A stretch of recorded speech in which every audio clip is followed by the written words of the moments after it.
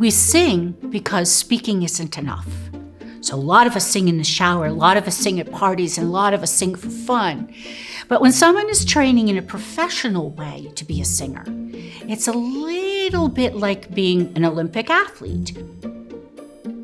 Ever wonder what happens when a singer gets a cold? In order to understand that question, we really have to understand how voice is created.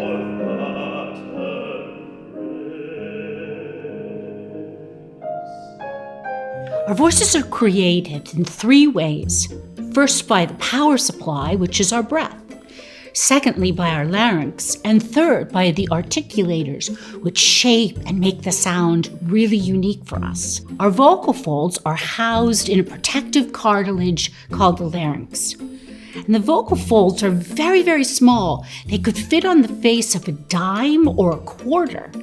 And as the breath comes underneath the folds, they create a wave of sound. And this sound sends itself through the vocal tract and is affected by the way our tongue, lip, and mouth and all the articulators shape the sound.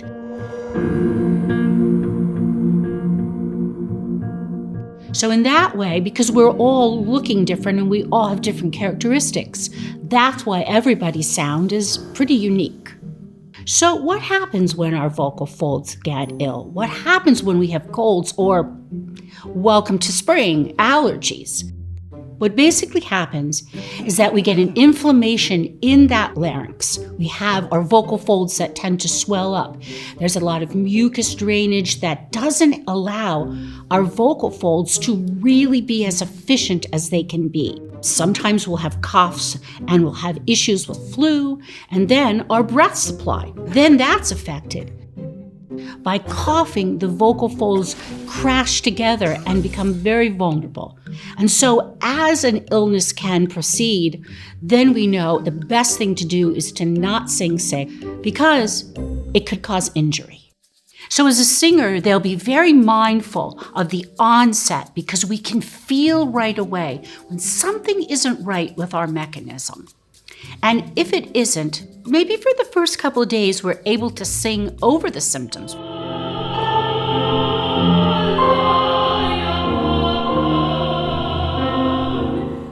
We call it singing over the cold. But in that management, we have to realize that we have to check in with the doctor, get good medical advice, and also be very, very mindful of who's singing around us and be very, very respectful of those that we don't want to pass on our germs to.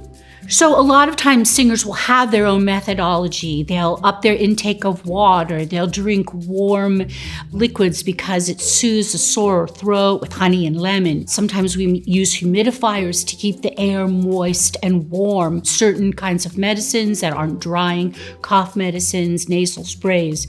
It's not something we talk about a lot because it's not the solution. It sometimes will get a singer through a performance, but what's really critical is in the recuperation, we realize that then we take a break. It's really, really critical that we learn how to have good preventive care, to take care of our voices in that way. So all of you that are choral singers, that are Broadway singers, that are classical singers, jazz, country, all of us know that it takes a lot of time to train the vocal mechanism, especially opera singers.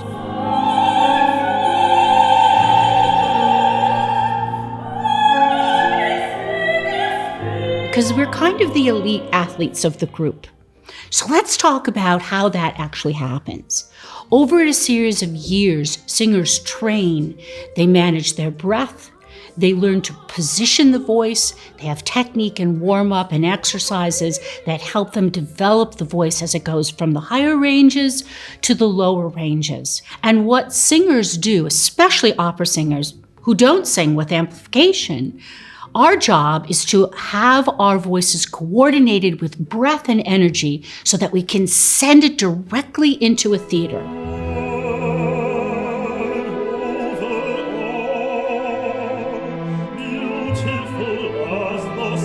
Without, as I said, amplification. And so this is called our singer's formant. And this is something that you'll study with your teachers or people study with for a long period of time to be able to do that with health and with great success.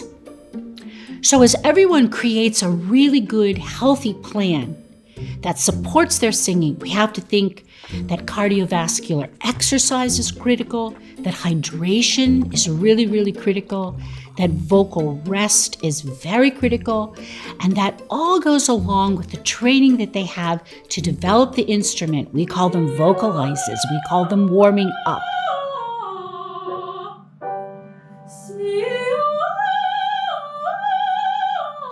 All of those things come together because in a performance, it's kind of like running, like a 5K. Little by little, we have these warm-ups that create muscle pliability and release in our bodies. And this is really tricky because as a singer, our voice is our instrument. So every time we sing, we have to create an instrument just by standing up.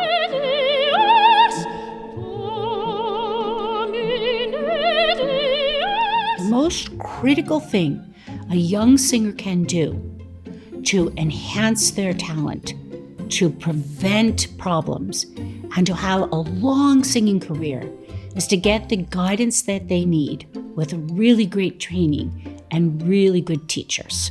So what happens when a singer realizes they're getting a cold? Well, there's a little panic and a little prayer, but the most important thing is prevention.